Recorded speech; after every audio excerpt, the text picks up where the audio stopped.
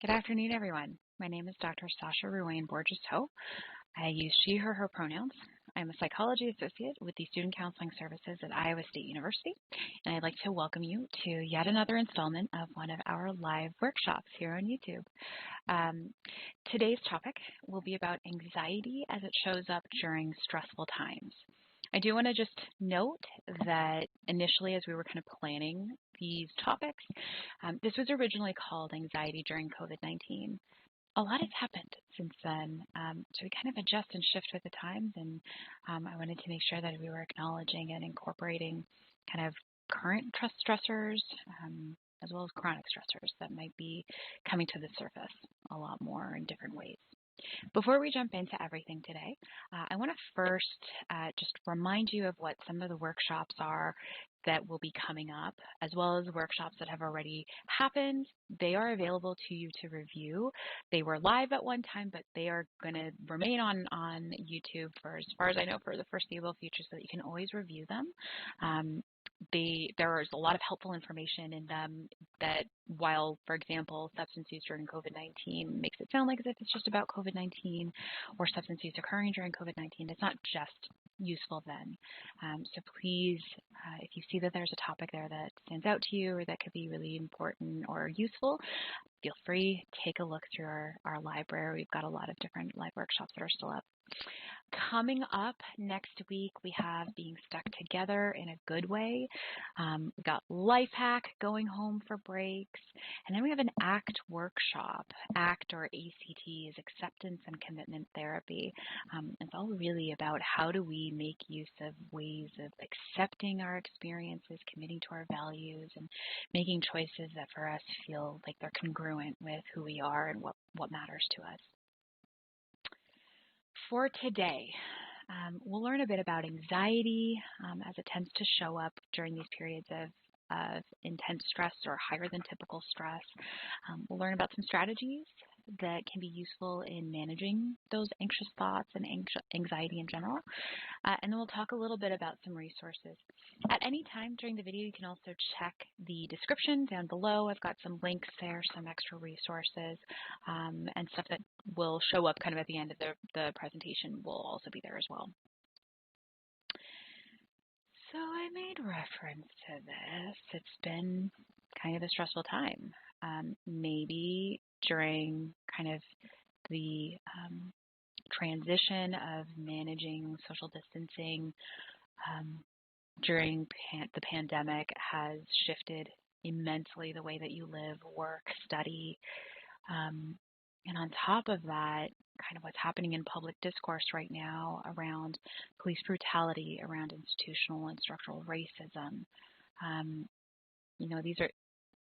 These are not necessarily things that are just happening now, especially when we're talking about systemic racism. These are not things that are just happening now, especially if you're a person of color, especially if you're a Black or Indigenous person.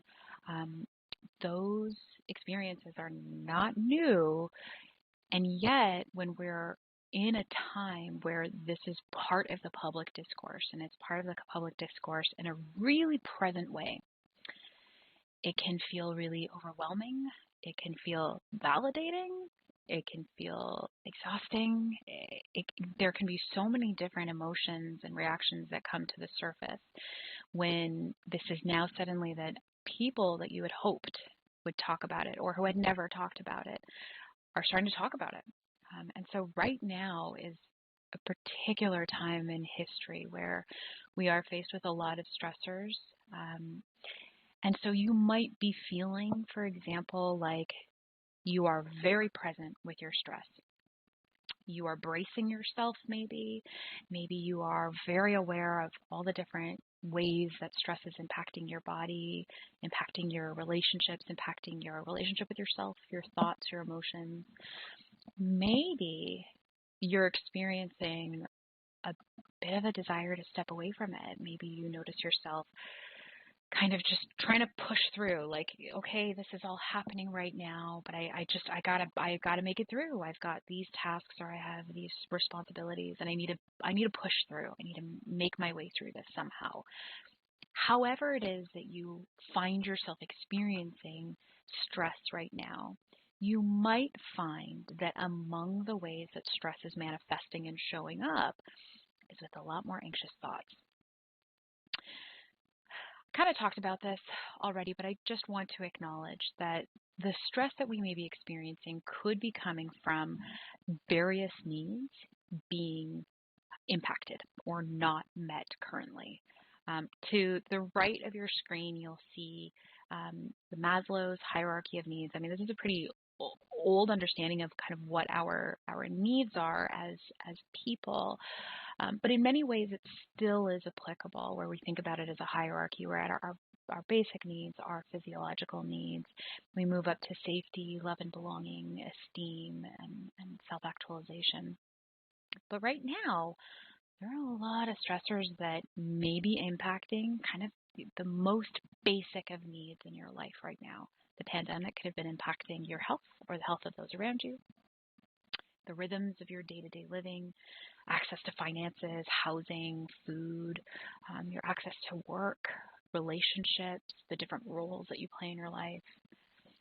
Meanwhile, racial trauma, that is to say the trauma that we experience as people of color, and particularly Black people and people of Indigenous descent, they experience racial trauma, that is to say multiple invalidating experiences of discrimination, microaggressions, multiple experiences in life which tell us as people of color what our role and position is in this world, and that is not equal to our white counterparts. This can exist at multiple levels of functioning. This can exist internalized, where we have an internalized schema or understanding or blueprint, if you will, for operating and functioning in our world, where we understand ourselves through a lens of white supremacy and racism. Interpersonally, as we're experiencing interactions with others around us, with our community, interactions with individual people, we can experience discrimination, prejudice, overt racism, microaggressions. At the community level, we might experience racism within our community or from without our community, but as a community, communities experience systems of oppression, and we may hear about, witness, or be familiar with how systemic racism has impacted a community. And then at sort of the systemic and structural level, institutions that we may be a part of, institutions we're not a part of, but we're directly impacted by, for example, law enforcement. These are all the different ways in which we might experience racial trauma. Racial trauma, it's not like this one defined period of time or this one incident. It's this ongoing thing. We're constantly experiencing racial trauma because we swim in racist, white supremacist waters. It's also transgenerational, and what that means is that this is a system of oppression that has impacted many generations before us, and that the impact of that passes through generations, and we are impacted today, and the impact that we've experienced will impact future generations as well. So this is ongoing. It's transgenerational. This is not just right now because of what conversations we're seeing happening in public discourse right now. It's not just happening right now around deaths of Black men and women by police enforcement or law enforcement. It's not just happening now. It's been happening. It's ongoing. It's transgenerational. All these different stressors, and this is just two possible things you might be experiencing right now among the many other things that might be on your plate. All of these different stressors can elicit stress in our bodies. And we talked a little bit about this during the Stress Management for Finals Week workshop, but kind of just briefly, I'll go back over it. Stress is neither good nor bad. It's our body's response. It's an alarm system that gives us energy and activates us so that we can deal with a stressor, which may in fact be a trauma. So it's our body's way of trying to keep us alive by giving us a burst of energy, burst of emotions, of ways of thinking so that we can respond to a situation effectively. Neither good nor bad. It's just a way that our body is activated. Sometimes this can be really useful because it's activating us in such a way that it's helping our performance. Athletes are really familiar with this. Maybe they get really pumped up for like a big game that's really important, and they're just like, yeah, like I'm there. I'm ready for this challenge. It's a challenge, but I'm ready for it. At other times, when the demand that stressors or our environment is placing on us is far beyond what access to resources we actually have, that's when we can experience distress. So there are really three different kinds of stress. Eustress is stress that we experience when it's helping our performance. Distress can be stress that we experience as impacting our performance negatively or not in the way that would help us. Then chronic stress is when we have a lot of distress for a prolonged period of time. A really great way to think about this is, if you had a cup of water, here I've got a can of sparkling water. I won't show you the brand, just, I don't know. So you're holding this can of water and it's full. Well, holding it up for a minute, it's going to feel okay. It feels like I can manage that. Holding it up for 5 minutes, maybe your arm starts to get a little bit tired and you start to become really aware of like, oh, it's a little bit heavy. I'd like to put this down at some point. You now do this for an hour. That feels very different. And so chronic stress, you can think about it as holding up that can of water for an hour or longer. Distress is holding it for a little bit longer than might be comfortable, and eustress is, well, I've got enough energy to be able to lift it, and I feel okay with that. So how does this relate to anxiety? Because really, we're going to focus today a bit more on anxiety, not just stress. Well, you may notice that the way that stress shows up in your life is as anxiety. Anxiety occurs when we have something to worry about, something that we feel preoccupied with, something that is taking up a lot of our mental energy and focus. Maybe sometimes we have thoughts like, what if? Or, what if that worst thing happens? Or, okay, then how would I deal with that if that happens? Really, anxiety is totally normal in the same way that stress is.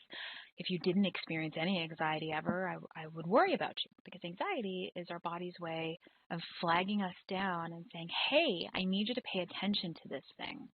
This is really important. Sometimes we get anxious about things that are really important for us to be paying attention to, and paying attention to really closely when you, for example, when you first learn how to ride a bike or when you first learn how to drive. Initially, you're putting a lot of thought into, wait, how do I do this again? And if I'm riding a bike on the street, for example, what are my signals again? Wait, what are the rules? So you put a lot of thought, and so there's some anxiety there that shows up that's helpful because we're learning a new skill. But then sometimes anxiety can show up and it's not as helpful. Maybe it's got us thinking about something that isn't very useful. Or maybe it is useful, but it's nothing we can control. Or maybe it's something that's happening so far in the future that right now it's not really worth worrying about what's going to happen in 20 years, because you're not 20 years from now. You are now. You are here. When anxiety, that is to say, when preoccupation that keeps tapping you on the shoulder, when it starts interfering with your ability to focus on other things or to do other things, then that can feel really distressing, because you become aware, oh, wow, like I've spent a lot of time really worrying about this thing. I had all of these other things that I really wanted to focus my time and energy on, but I haven't been able to. In your body, you might notice things like a lot of tension, maybe jitteriness or feeling like keyed up is another way that we describe that sometimes. Maybe you've got butterflies. Maybe you're really restless. You lay down and sleep just never comes. Maybe you pace, maybe you've got headaches, or you notice a change in your appetite. Maybe you're really irritable, or maybe you notice that you're just really exhausted all of the time, or you're uneasy. In your thoughts, what you might notice is that you have what we call intrusive thoughts. Intrusive thoughts tend to show up repeatedly, and they show up when we're not doing anything related to what that thing might be. Example, maybe you are, well, now it's kind of hard for me to think about anything else. Maybe you're managing a YouTube channel, or maybe it's your TikTok channel or something, and you're trying to do something fun, do a fun video, And you notice that the thing that keeps tapping you on the shoulder is, hey, but you remember that thing that you thought about, that relationship? What if that happens? And it keeps tapping you on the shoulder and it keeps interrupting you. And you're like, but I'm just trying to do this thing and I'm having fun with this. I don't want to have to keep thinking about that. That might be an intrusive thought that just keeps coming and it doesn't stop tapping you on the shoulder. Persistent worry, it's just worry you can't interrupt. Preoccupations, just being really, really worried about this thing and you notice it's on your mind all the time. Difficulty concentrating on other things, daydreaming or zoning out.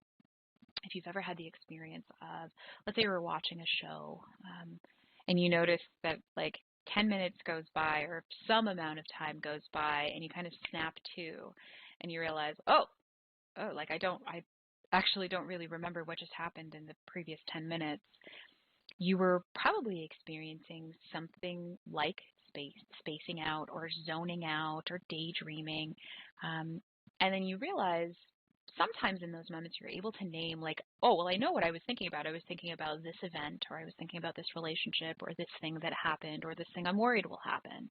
Anxiety can show up in that way, where it shows up where it zones you out because your brain is saying, hey, I need you to pay attention to this instead of what you're watching. And then you find yourself 10 minutes later realizing like, I guess I just spent a lot of time really worried about that thing, whatever that is.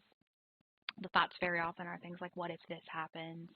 And sometimes you'll go back over a past experience and the worry that's coming to mind are things like, well, what if people thought this about me? Well, what if when I said that, people interpreted this? What if they take what I said and then do that? And then it starts bringing you into the future again. So that's what it can look like, what anxiety could look like during a stressful time.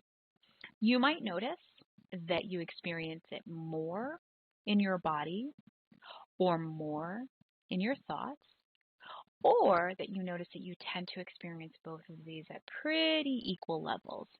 It's not uncommon for our experience to be more in one camp than the other.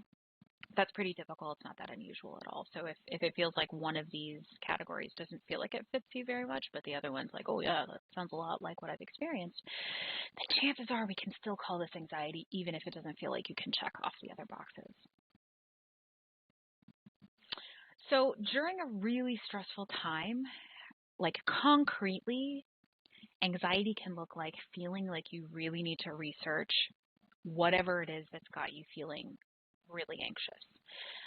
Read about, learn about, get the most updated information. You know, an example, if it's happening in an interpersonal relationship, you might notice yourself like asking friends a lot, like, did what I just say, did that come off wrong? How are you feeling about it? And it's not that the checking in and of itself is wrong, but you might notice that there's a really strong need that you have. Like, I can't put down this thought or I can't put down this worry until I gather more information that will answer my questions right now. That on its own wouldn't necessarily mean that it's like anxiety that's getting in the way. But if you notice that it's stopping you from doing other things that feel pretty important, things that you value, then you might want to start really paying attention to how is it showing up. You might notice that, especially at this particular time where maybe COVID-19 is on your mind, maybe racial injustice is on your mind right now, police brutality, the protests, maybe you've got friends in protests right now, maybe you're hitting the streets as well. You might notice that when you're like consuming information, whether that's through conversation, reading about, getting updated information, consuming social media, that you actually experience more worry. It doesn't actually help ease that anxiety. It starts to make it a bit worse because then you find other things to worry about and then it like spirals. Again, that difficulty concentrating on other tasks or things that you find really important to you, that spiral can happen where, you know, one worry leads to another worry, leads to another worry, leads to another, or it can spiral in your body where in your body the intensity of the anxiety or the nervousness that you're feeling raises and raises and raises. Sometimes, though certainly not always, you might experience something like a panic attack. I should have put that in quotes here because it's not always, we may not always call it a panic attack, but maybe it's just like feeling super overwhelmed with your anxiety and how it's showing up in the moment. So that could show up as part of the way that you're experiencing anxiety during stressful times. When you find that you're worrying about things that even in the moment, if you take a step back, you're like, I don't think it's worth me worrying about this right now, but I can't get past it. Or maybe in the moment you're not able to get there. Maybe it's only a week later that you ask yourself, why was I so worried about that? I can think about it now and I feel relatively okay, but in that moment, I just couldn't stop worrying about it. If you find yourself asking yourself that question, why was I so worried about that? Or why couldn't I just step away from it? That could be anxiety that's showing up during a stressful time in a way that's getting in the way for you. You might notice more interpersonal conflict when you're experiencing a lot of irritability or anxiety. We lose our patience because we're already in a place where we feel like our needs are not being met. That's what anxiety is. Anxiety is flagging you down, saying there is this need that's not being met.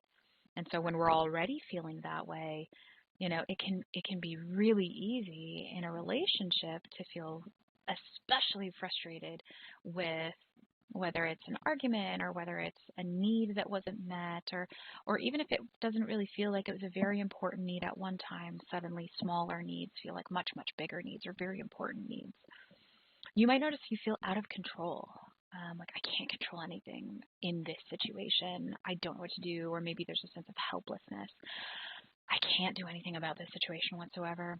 Feeling really, really overwhelmed, frequently tearful. Though this is not typical of anxiety per se, it's not uncommon that when we experience a lot of anxiety, we also experience like a depressed mood or a down mood. So we might feel really unmotivated. We might feel really just drained emotionally, not very there. We might feel like we don't even feel excited about the things that would normally make us excited. And that's some of what anxiety robs from us, because anxiety takes up so much of our cognitive energy, so much of our spirit. It takes up so much of our time and effort that it makes it really hard to engage in other things. And so while feeling down is not, a symptom that I would call anxiety, it's super common to happen as a result of anxiety. So what can we do? What can we do about anxiety that shows up during really stressful times, knowing that we can't really change, not directly anyway? There's not a lot of things that we can do to directly change or immediately change the things that we would like to see change. Or there's a lot that's happening right now that we don't have control over. We don't have control over other people. We don't have control over how other people respond to us, treat us, what they believe in. So there are a few steps that we can take. There are a few concrete ways that we can do this. I also want to name that there have been several videos on our channel which address specific skills around how to cope and how to kind of regulate or deal with painful emotions. I will link those in the description below so that you can take a look at those as well. So this is not an exhaustive list. This is just a few ways that we can deal with anxiety that could be showing up right now. Acknowledging what our suffering is and its source. That's borrowing from mindfulness, it borrows from ACT, it borrows from DBT or dialectical behavioral therapy. So we'll talk a little bit about that. We'll talk about each of these in some detail. Managing your media diet. For some people, this feels a little bit more applicable than others, but we'll go over that a bit just so that you have that tool at your disposal, a way to reduce anxiety, keep yourself informed, but in a way that doesn't activate you in unhelpful ways. We'll try some grounding exercises. We'll do some deep breathing. Focusing on what is in your control is always an important way that we can reduce anxiety and certainly, to some degree, kind of talk ourselves out of it.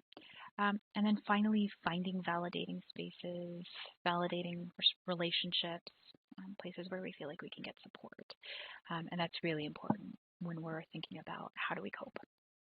So let's talk a little bit about acknowledging suffering and its source.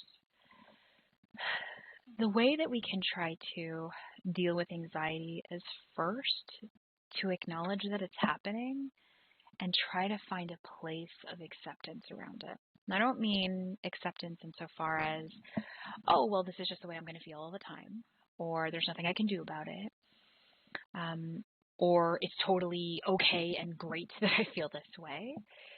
What I mean by acceptance and acknowledgement is recognizing that pain is part of our experience as human beings. We're going to experience pain, including pain like anxiety and stress. We can't necessarily stop it from happening. And when we're trying to work against it and resist it, meaning denying that we're suffering, trying to push away our suffering, trying to just power through our suffering, that's when we experience more suffering because we're trying to fight against something that may not wish to be moved right now, or certainly is not going to be moved by just dismissing it. A good way to try and acknowledge your suffering is by asking yourself, how are you feeling in this moment? Check in with yourself right now. A lot has been happening, and it's really not uncommon that one of our coping strategies is by what we call dissociating or disconnecting from parts of our experience. It's a skill. I'm very practiced at it. Then you might know that about yourself, is that it's something that you've been really practiced at, even if it wasn't like intentionally. But checking in with yourself by taking a moment to take a few deep breaths, just asking yourself, how am I feeling right now? What are the emotions that are going through my body, through my heart right now? And then you need to ask yourself, well, what appears to be causing this pain? And sometimes the way that we can find out is by asking ourselves, what's the need that's not being met? So we can, for example, feel in a lot of pain because someone we care about has said, has said something insulting or mean or cruel to us or invalidating. Well, the need that might not, we might be thinking, well, I'm really, really angry and I'm really hurt by them. Well, why is that? Well, because I expect better of them.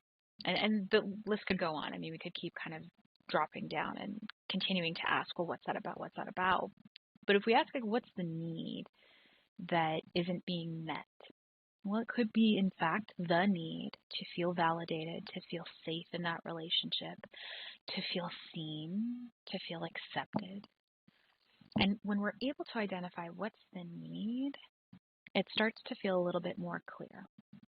What that also helps us do is that sometimes we'll feel what we call a secondary emotion.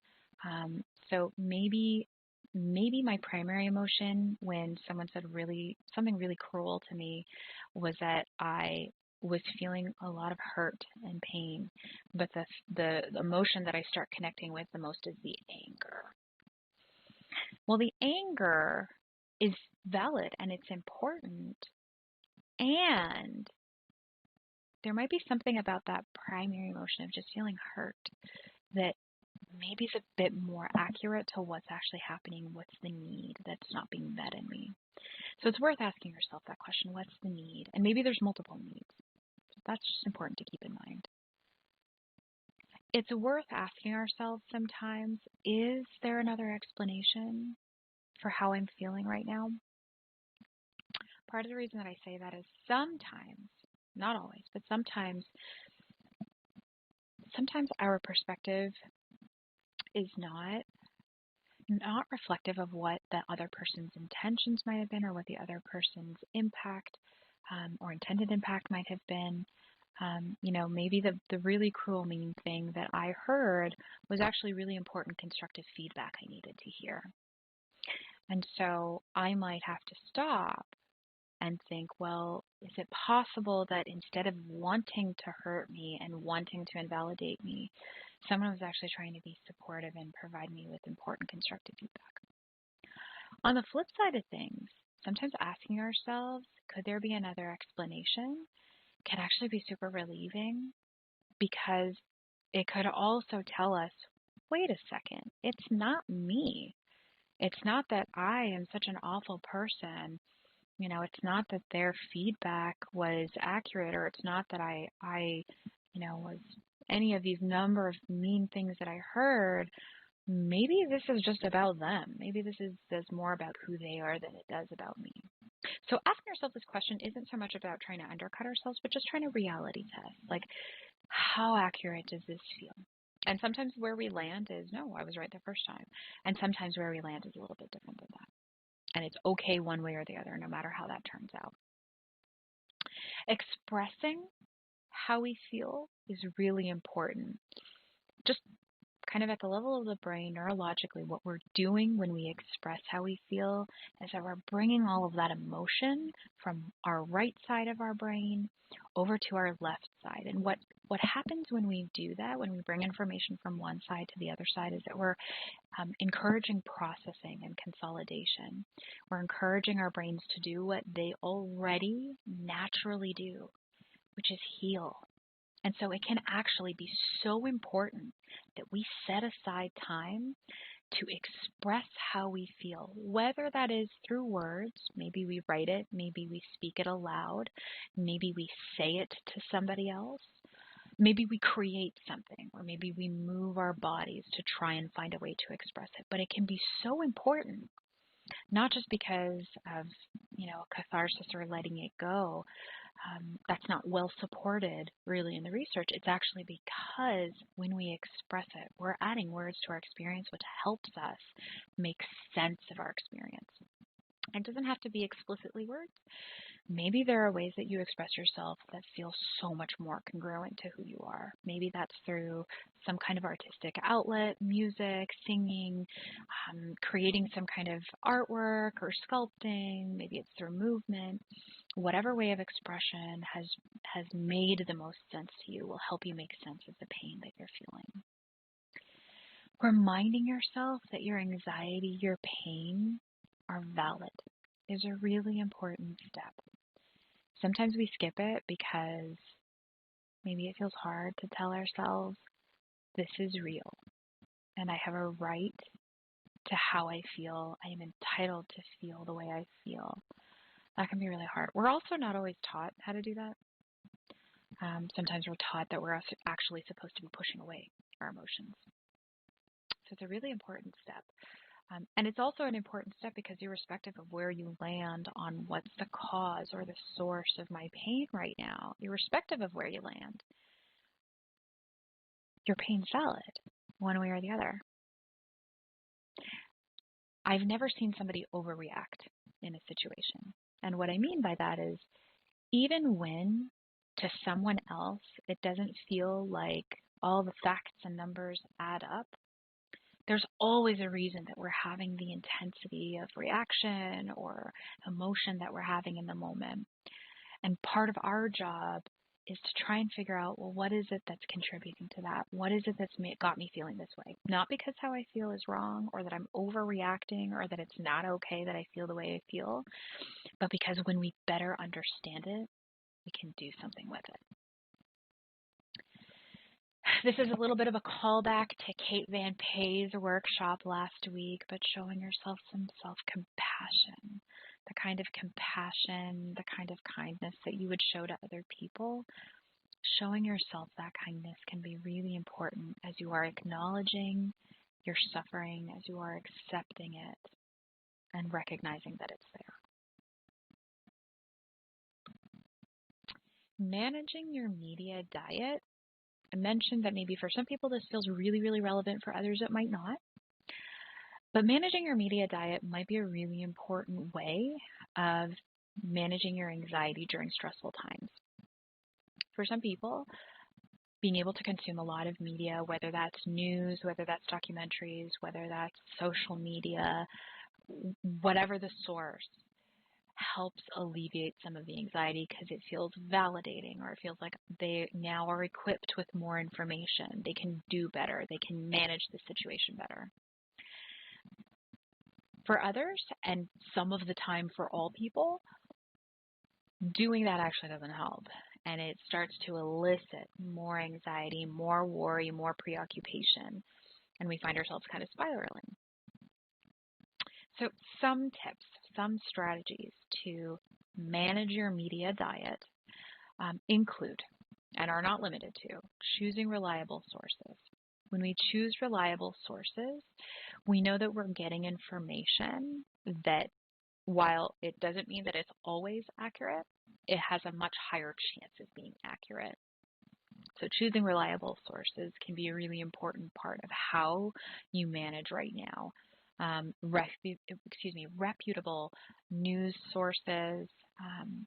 It can be a really reliable source to, for example, watch videos of people who are on the ground protesting, boots to the ground, seeing what is happening. It can be really reliable insofar as it can show you a bit of what was happening in that snapshot of time. Limiting your media consumption in terms of how much time you spend doing it and what's the specific thing you're doing with your media consumption can be a really important part. So in terms of time, I talked about this during Healthy Habits for COVID or for dealing with COVID. Limiting the time might be something as simple as, well, I allow myself an hour a day, or I allow myself 10 minutes at lunchtime, or I allow myself, 10 minutes at a time, twice a day. And maybe at certain times of day that it's better than others. Maybe it's better if you read or look at or consume media during the morning than it is in the evening. Maybe in the evening it just sits with you and doesn't allow you to go back to sleep. But in terms of the activity, that matters too. Maybe part of your media consumption is reading news, engaging on social media, engaging with whether it's known others on social media or unknown others, so people that are anonymous or people that you don't know personally. And the way that you engage with those different forms of media will change how much energy it requires and how much it's draining from you.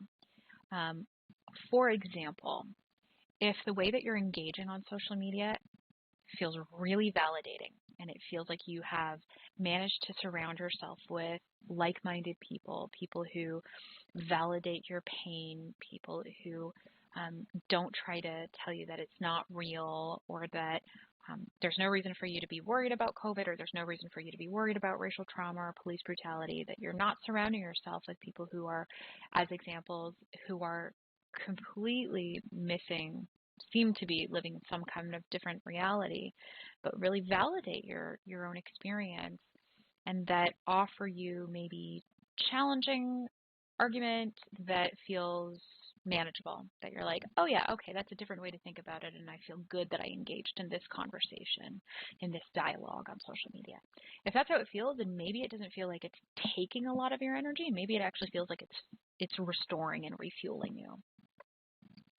If it feels like you're finding yourself consuming a lot of media that is really invalidating, disaffirming, is telling you or sending you the message that your experience is not true, not wrong, or is wrong, is not valid, is not okay, makes you somehow not worthy, then maybe that's draining you.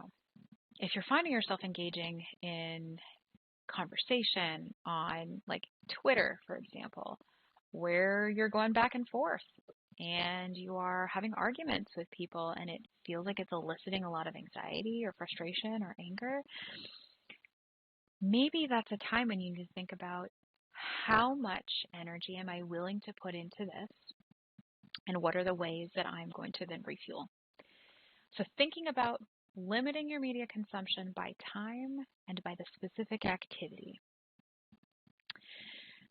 Finding media that feels connecting or connective, that feels like you're getting good information, and figuring out which media is much more invalidating or unhelpful or stress-inducing, and then kind of deciding, well, how much do I want to spend in one camp versus the other, can be another really good way, another really good strategy to figure out how do you want to manage this media diet.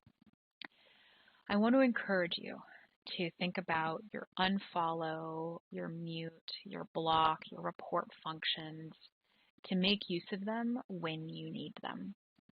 sometimes people that we have a lot of respect for, that maybe they're family members or maybe they're friends or maybe and however they're connected to your life, they're important to you. Sometimes they have really different perspectives, and sometimes those perspectives can start to feel just frustrating and infuriating, and we don't want to always be engaging with what their perspective is, or we don't always want to hear, their opinion, especially if we haven't solicited it, but we just keep seeing it. I really want to encourage you to make use of those features because it can completely change your experience on that platform or change your relationship with them. I want to be clear here. I'm not suggesting that we need to disengage with everyone that we agree with, but rather I want to empower you to know that you can also have control over what your feed or your timeline looks like. I want to strongly encourage you to do that if you can. I debated about this next one, about knowing that you're not required to comment, because it feels like at this time engagement is so important. But I really, really hope that you can also hear, and this is particularly for people of color and especially for Black and Indigenous people of color, you are not required to comment and engage. You might have a feeling or a worry that you are expected to engage simply because of identities that you hold. And you're not expected to. You don't have to. You can choose, I'm going to take a step back today, or I'm going to take a step back from this altogether, or I'm going to take a step back from this with this group of people or with this person or from this conversation. I want to encourage you to think about what it is that you are needing and to recognize that this is hard and exhausting. It's hard and exhausting all the time because racial trauma is hard and exhausting, and that at this particular time, just because there is a public discourse that's taking place and you hold identities relevant to the public discourse doesn't mean that you are required to comment. You can when you feel that you are empowered to do so and when you feel ready and capable to do so. And if there are times that you just want to sit back, it's okay to sit back because there are lots of people out there doing this work. Lots. So I want to, and even if there weren't, you still get to choose what feels right for you and what you're needing in the moment. Take breaks. Whether you are taking a 10-minute break because you've just spent like an hour on social media, whether you are taking a week-long break from all of your social media or media, whatever kind of combination of platforms / types of media, news outlets, etc., that you want to step back from, give yourself permission to take those breaks as well. It can be really draining and put a lot of demand on us when we are consuming a ton of information that is not just an abstraction. It's something that we experience personally, that we feel very connected to, that we feel very hurt by, that we feel is unfair, that we feel deeply, deeply impacted by, and know our communities are deeply impacted by. And it can be really draining to just keep re-exposing ourselves to more stories or more information. And it's not because it's not important for us to consume that information, but that it also can be really re-traumatizing is what we call it. And what that means is activating old trauma, so reminding us of past painful experiences, and then reliving it through someone else's experience or reliving our own experience as we're reading this material. So I want to strongly, strongly encourage you, give yourself permission to take breaks as you need to, whether it's breaks from the news, whether it's breaks from social media. Take those breaks because you do not have to justify needing time. Grounding. Grounding is an exercise or a strategy that we use to bring ourselves back to the here and now. One of the easiest ways to bring ourselves back to the here and now is using our five senses. So there's a ton of options there about how we could ground ourselves, but the five senses one is actually the one that I like the most. We could, for example, use what we call the 5, 4, 3, 2, 1 game, or we can use strong stimuli. So for example, something that smells really strong and different from other things that we usually smell, something that tastes really strong, bright, that's really different from other things that we usually taste, sound, touch. We can use things like, I just picked up a hair clip because it just happened to be here. I might use the feeling of the teeth of the hair clip to bring me back to the moment so that I can focus on that. Okay, so I'm feeling the teeth of the hair clip, can feel them kind of rubbing against my thumb, and that might help kind of bring me back to the moment. Another one that I really, really like is using taste. I mentioned this before, like a Sour Patch Kid. Very often those Sour Patch Kids, they immediately sort of hit my cheeks, and the only thing I can think of when I have a Sour Patch Kid is just like, whoa, that's the flavor. And I find myself just engrossed in figuring out like, how am I going to wrap my mouth around this flavor, and oof, that's a little bit too sour right there, and okay, now it's getting a little bit more sweet. So using something like a Sour Patch Kid or biting into a lemon, I've heard of, is another example. We can also use things like smell, and so maybe there's a candle that has a really different smell from other smells. Like it doesn't smell like your soap, it doesn't smell like your lotion, it doesn't smell like any food that you tend to cook or eat. It smells totally different, and maybe you want to use something like that. So like maybe it would be, I'm just thinking like, yeah, like I have a, no, see, I was about to say I don't have a lot of lavender stuff, but I have like lavender smelling bathroom products. This is not a great example, but I don't usually smell cod liver oil. So maybe I would use something like that, or maybe I don't usually smell cinnamon, so maybe I would get something that's a little bit more pleasant. Maybe I would use something that smells really strongly of cinnamon to help ground me back in the moment. It's not that it reminds me of anything in particular, or maybe it does, but it doesn't have very strong memories attached to it, and so when I smell it, I'm like, oh, okay, I'm back. I'm here in this moment. There are a couple of other options there, using mantras. This too shall pass. I'll be okay. I am whole. I am loved. Anchoring yourself in the moment by saying, my name is Sasha, and kind of going through some specific details about today, where you are. It can help kind of ground you in the moment again. Several different options. I also really like going for like a brisk walk. Going out for a jog or a brisk walk can be a really good way to get you out of your head and back into your body. I do not recommend some of these grounding techniques, especially if the way that you're experiencing anxiety is really in your body, because grounding is about bringing you back to your body. So when it comes to like senses or moving your body, that might not be the best way to ground yourself, whereas something like a mantra, something like anchoring yourself in the moment using information you know about yourself, that could be a little bit better for grounding yourself when you're experiencing something like a panic attack or feeling like you are really in your body. Then we want to jump you back up to your head. Deep breathing, I actually did a video on this already. There's a lot of different strategies for doing deep breathing. There's so many different strategies. There are a lot of videos on it. Here's another one.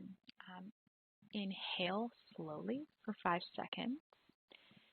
Pause and hold your breath for a minimum of 3 seconds, but longer if you can handle that. And then slowly exhale for about 5 seconds. And you want to repeat this 3 times. So inhale, hold, and exhale.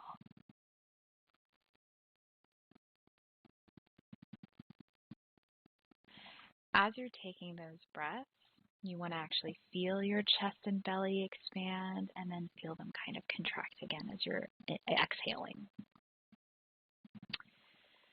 Focus on what's in your control. this is a pretty important strategy for really dealing with any kind of stress. Sometimes we get really stressed out because we hate the way that someone else is behaving, or we are really frustrated with a system that we're engaged in, and maybe maybe they're in a relationship. Someone else has a pattern of doing something, and again, when we're trying to control another person or other people, we're usually gonna lose because people don't like to be controlled.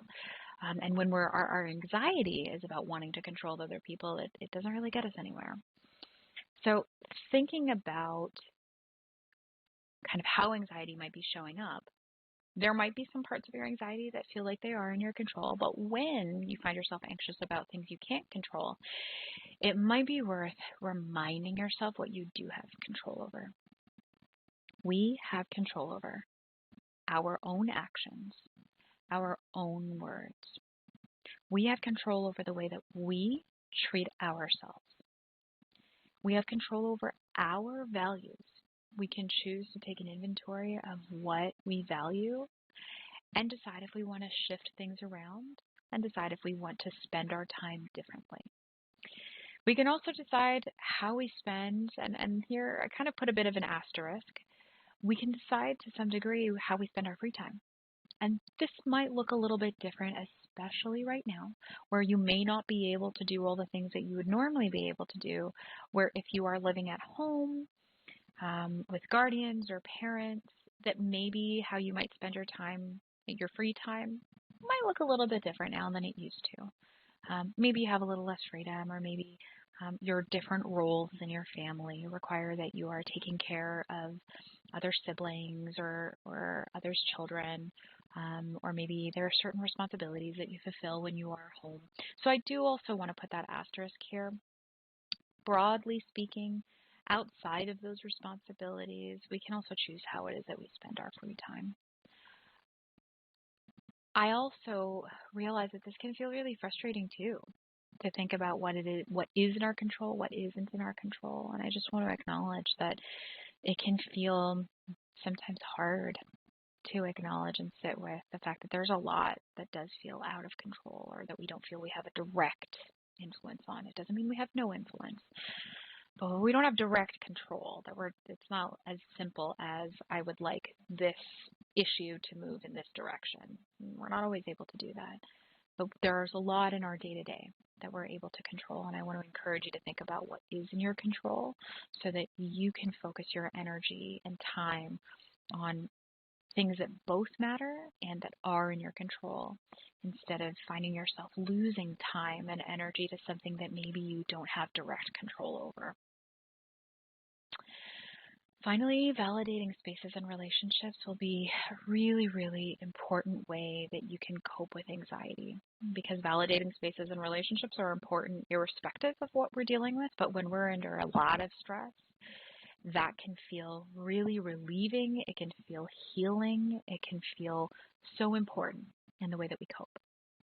Some important characteristics and features of validating spaces and relationships is trust, being able to be yourself, being real, authentic, having mutual respect for one another, fairness or equality, whether that's in power or space. We can have equality and fairness with a parent, for example. The power may not be quite the same, but we can experience, and certainly not everyone does, but we can experience fairness and equality within that if we are able, for example, to feel like we're able to take up the space that we would like to, and we're able to give the space to the other person that they need. Honesty, both in the way that we practice it and the way that we welcome it. Experiencing non-judgment in that relationship or in that space. Feeling like that space or that relationship or that person are supportive. And then finally, whenever you leave a shared space or leave that specific space, that you leave feeling heard, feeling seen, feeling accepted, feeling loved, cared for. These are some signs that you are nurturing and a part of maintaining a healthy, validating space and relationship. I want to be clear, not every relationship is going to have each one of these perfectly. People are human and we make mistakes. And so it's also totally possible that relationships shift and change. A relationship that may have felt really validating can become less validating. And a relationship that feels initially less validating can evolve into something that feels more validating. And I want to be very clear. I'm absolutely not advocating that you put up with abuse in order to get there, because that's wrong. It's wrong. What I mean to say by that is that abuse is wrong irrespective. If you are being directly harmed by somebody, I don't mean to say that that kind of invalidating experience can then become a validating experience. It might be possible, but I don't mean to say that you need to put up with that. And in a relationship where someone is willing to accept responsibility, someone is willing to hear what your experience is like, that can help build safety even when mistakes are made or even when they don't completely get it right. That feels different than someone who is intentionally harming you or someone who is harming you even after you've shared that it's been harmful. I want to name also that not everyone has earned your vulnerability. It's okay to decide that you're going to change your boundaries with someone, whether it's to set more boundaries or to decide that some boundaries can be loosened in a relationship. It's always okay to change those boundaries. Relationships are not static because people aren't static. I want to provide you with some resources kind of at the end of our hour here. Student counseling services, we continue to be available. We have kicked off telehealth, meaning that we are doing individual counseling services via video chat if you are in Iowa. If you're not in Iowa, unfortunately, we're not able to do video chat counseling, but we are able to do check-ins with you and help get you connected. We're also able to offer crisis support Monday through Friday, 7:30 to 4. The Multicultural Student Affairs are another really great, important resource. Very recently, they hosted a conversation with students called You Good, where students of color were able to share just what it's been like and have an open space to be able to talk about what's been going on for them in these times. My understanding is that there might be, just pay attention to their social media, there might be another similar event coming up, so just pay attention, check their Instagram, check their Facebook for some details and updates. Student Assistant, Dean of Students is always available as a resource if you are unsure about how you're going to navigate classes, either this semester or this coming semester. That's another really important resource for you. Can reach them at that email address over there. There's some other resources here I just wanted to make available to you that I think are really great. Dr. Candace Nicole is a psychologist, and she recorded a few Black Lives Matter meditations that are really, really great. So I wanted to make that available to you so that you could take a look at that if that's something that feels useful. Root grounding is just another kind of grounding wherein you envision kind of your roots growing from the soles of your feet, grounding you in the moment, grounding you and connecting you with the earth. It's a really great way to feel connected back to the here and now. The Association of Black Psychologists Self-Care Tool is a PDF with a lot of different strategies, resources for self-care meant for Black communities as we're experiencing all this public discourse around police brutality, as we're experiencing discourse around systemic and structural racism. It's a really great resource, and I encourage you to take a look at that. The Safe Place app, that's their Instagram, but I do have the website for the actual app in the description below, is a completely free platform on which people of color can connect with other people of color and receive some support. It's more peer support. So you can take a look at that. And then mindful self-compassion, practicing some self-compassion. You can check out that website for some strategies and ways of doing that and being kind to yourself. That's all for me today. I want to encourage you to think about what it is that you're needing, to take a step back as you need to engage when you feel empowered to do so, and to remember that you are absolutely worth taking care of. You are worth taking care of. You are better to those around you, better to yourself, better in all that you do when you are able to prioritize your needs first. I want to strongly encourage you to think about that as a strategy for being more present for other people when you want to be, more present for yourself as you need to be, more present in the things that you value, and more present in your relationships. We will be back next week with Being Stuck Together with Tom Brown. And so we'll have a chance to talk a little bit about how we can be kind of stuck with other people in our homes during quarantine.